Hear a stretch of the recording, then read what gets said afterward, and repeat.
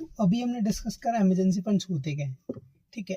अब कहाँ कहाँ हम इमरजेंसी फंड्स बना सकते हैं, मतलब किधर हम चूज कर सकते हैं कि ये हमारा इमरजेंसी फंड है, मतलब ये हमारा इंस्ट्रूमेंट है जहाँ पे हमारा पैसा लगे, ठीक है।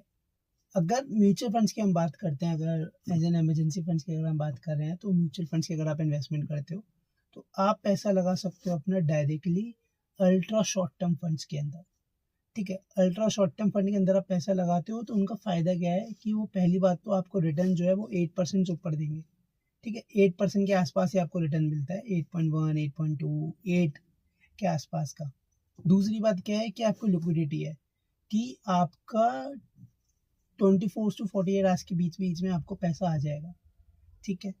तीसरा क्या है फीचर कि आपका जो ये रिटर्न है ये आप कभी भी किसी भी समय पैसे लगा सकते हो बिना कोई एग्जिट लोड लगे, ठीक है। अब एग्जिट लोड नहीं लगेगा तो आप मतलब कभी भी पैसा निकाल लो, ठीक है। एक दिन बाद पैसा निकाल लोगे तो भी कुछ दिक्कत नहीं है, ठीक है। अब म्यूचुअल फंड्स के अलावा क्या है, म्यूचुअल फंड्स के अलावा आप वैसे देख सकते हो अपना स्वीप इन फैसिलिटीज़ वाले फंड्स, ठीक है।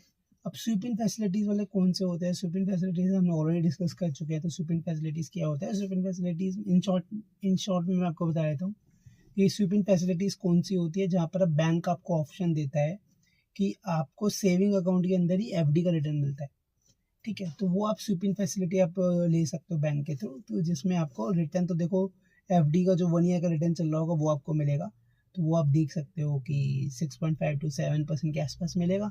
पर यह है कि आपका फंड से अलग हो जाएगा अगर आप एज एन ऑल्टरनेटिव लेना चाहते हो म्यूचुअल फंड्स के अलावा भी, ठीक है।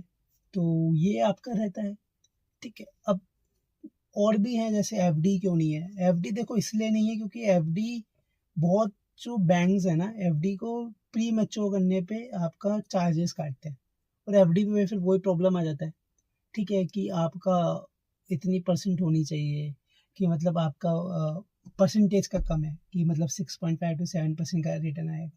तो इसलिए मैं एफडी रिकमेंड नहीं करता एज एन इमरजेंसी फंड के लिए कभी भी। मैं हमेशा वैसे देखा जाए तो म्यूचुअल फंड से रिकमेंड करता हूँ इस चीज़ के लिए।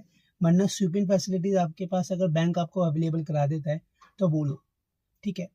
अब कितने परसेंट आपका कितने परसेंट मतलब इमरजेंसी फंड का अमाउंट कैसे सेट करें वो हम डिस्कस करेंगे नेक्स्ट वीडियो में। आपको वीडियो अच्छी लगी हो तो लाइक करो, सब्सक्राइब करो, नहीं भी अच्छी लगी हो तो डिसलाइक कर दो, ठीक है।